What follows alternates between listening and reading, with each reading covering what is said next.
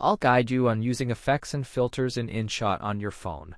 As you can see here, it's simple and you'll master it in no time. So let's dive in.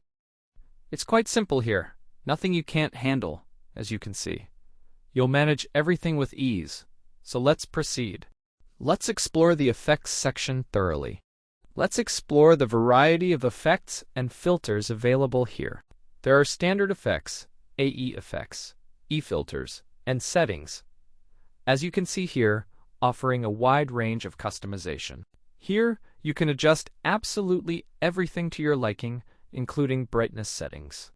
You can adjust absolutely everything here, including contrast and truly everything else. Now, let's move carefully to the effects section. We have effects, and as you can see, they're pretty straightforward.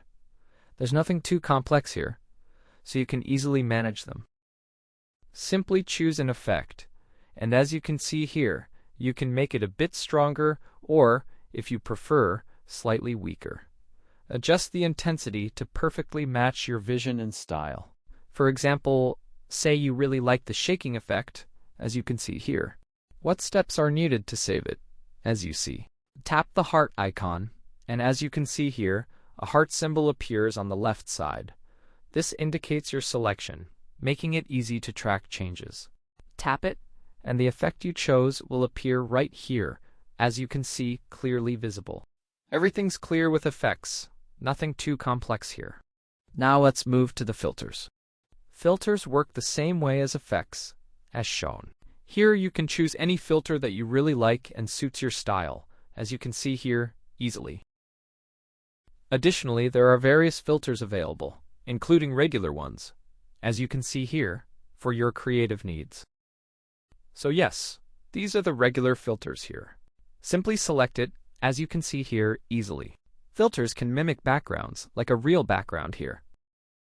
Video filters are available here.